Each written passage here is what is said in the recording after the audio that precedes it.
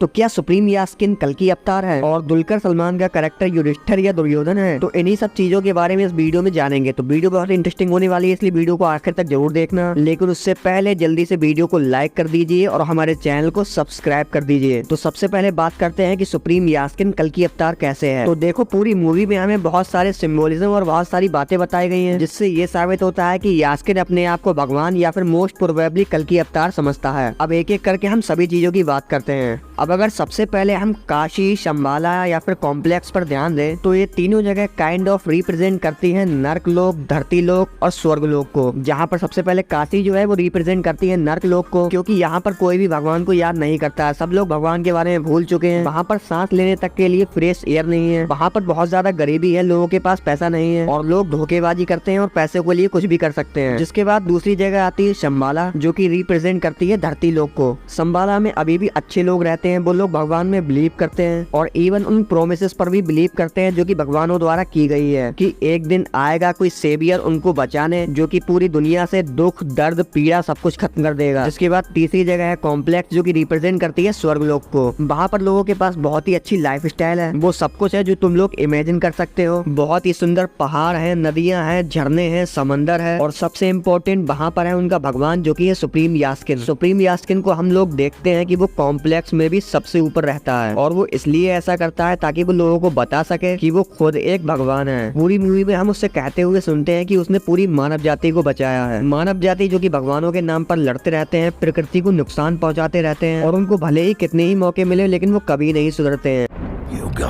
गए और कितने मौके मिले तुम्हें, पर इंसान न बदले न बदलेंगे।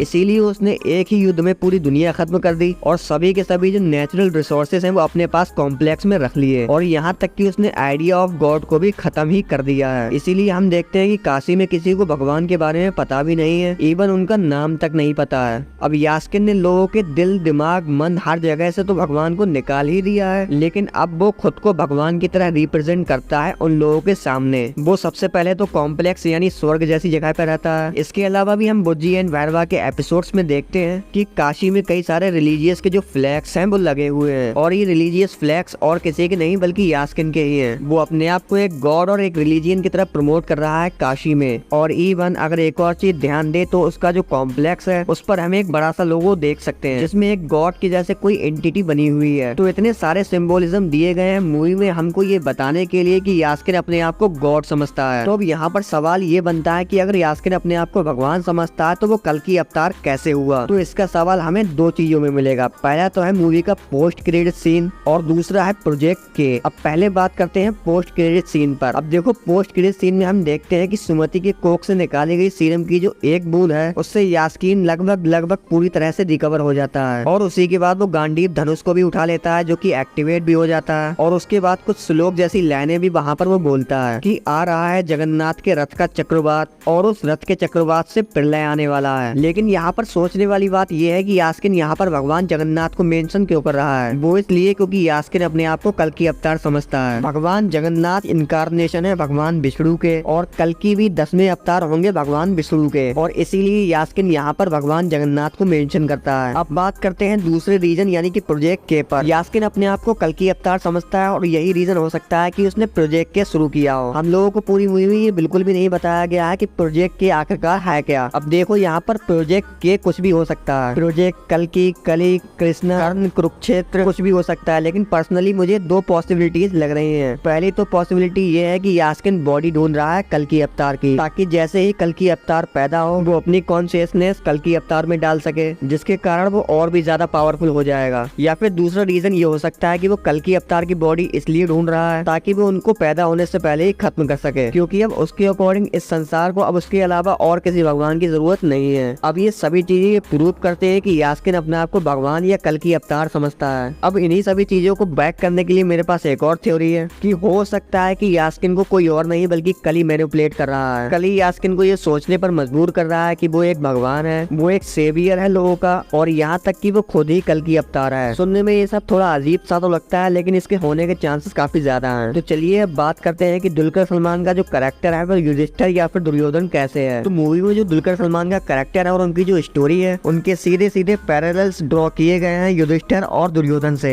युधिष्ठिर, दुर्योधन और दुलकर सलमान, इन तीनों की ही लाइफ में एक बहुत बड़ा टर्निंग पॉइंट था और वो टर्निंग पॉइंट था जुआ। इसी जुए की वजह से कुरुक्षेत्र का जो युद्ध हुआ और इसी जुए की वजह से दुलकर सलमान के कैरेक्टर को जेल जाना पड़ा, जहाँ महाभारत में युधिष्ठिर ने इस जुए में अपना धन दौलत राज्य और यहाँ तक कि अपने भाई और पत्नियों को तक दांव पर लगा दिया था और फिर उसे हार भी गए थे। और वैसे ही यहाँ हम मूवी में देखते हैं कि जो दुलकर सलमान का कैरेक्टर है उसने बचपन से भैरवा को पाला पोसा बड़ा किया, उसे काबिल बनाया और बाद में जाकर उसने भैरवा को ही जुए में लगा दिया और वो उसे हार भी गया। तो हम लोग यहाँ पर क्लियरली युधिष्ठिर और दुलकर सलमान के कैरेक्टर में सिमिलरिटीज देख सकते हैं और इसीलिए मुझे ऐसा लगता है कि दुलकर सलमान का कैरेक्टर युधिष्ठिर हो सकता है। अब इसके अलावा मुझे ये भी लग रहा है कि दुलकर सलमान का कैरेक्टर युधिष्ठिर नहीं बल्कि दुर्योधन हो सकता है। अब उस चीज का रीजन भी सेम ही है जो कि युधिष्ठिर के लिए है। महाभारत से हमें ये पता है कि कर्ण दोस्त था दुर्योधन का। दुर्योधन ने कर्ण को मान सम्मान दिया, यहाँ तक कि उसे अंग देश का राजा भी बनाया और इसीलिए कर्ण लॉयल था दुर्योधन के प्रति। लेकिन हम सबको पता है कि दुर्योधन ने ये सब कुछ किया था अपने स्वार्थ के लिए, ताकि जो कर्ण है वो पांडवों की तरफ से नहीं बल्कि कौरवों की तरफ से लड़े कुरुक्षेत्र में। और यही सेम सिमिलरिटीज हम लोग दुलकर सलमान के कैरेक्टर के अंदर भी देखते हैं। उसने बचपन से भैरवा को पाला पोसा बड़ा किया काबिल बनाया, लेकिन वो सब कुछ उसने किया अपने स्वार्थ के लिए। मूवी में हमने देखा कि वो भैरवा को ही दांव पर लगा देता है और फिर उसको हार भी जाता है, लेकिन अपना भैरवा डेढ़ शाना निकला और उसने दुलकर सलमान के कैरेक्टर को ही कॉम्प्लेक्स के हवाले कर दिया। तो यहाँ पर भी बहुत सारी सिमिलरिटीज है दुलकर सलमान के कैरेक्टर और दुर्योधन के बीच। तो इसीलिए मुझे ऐसा लग रहा है कि वो दुर्योधन भी हो सकता है। तुम्हें क्या लगता है कि दुलकर सलमान का कैरेक्टर क्या हो सकता है, दुर्योधन या युधिष्ठिर? मुझे कमेंट में लिखकर जरूर बताओ। इसके अलावा मेरे पास एक और इंटरेस्टिंग थ्योरी है जिसके अकॉर्डिंग हो सकता है कि जो काउंसलर बाणी है वो और कोई नहीं बल्कि शकुनी हो सकता है। अब अगर ये जानना चाहते हो कि कैसे और इस पर वीडियो चाहते हो तो कमेंट में शकुनी लिख दो। इस वीडियो के कमेंट्स का टारगेट रखते हैं हम लोग 200 कमेंट्स का। बाकी इसके साथ वीडियो को दबा कर लाइक करो और चैनल को भी सब्सक्राइब कर लो ताकि जब भी मैं ऐसी इंटरेस्टिंग वीडियोस बनाऊं तो आपके पास नोटिफिकेशन पहुंच जाए। As always thanks for watching.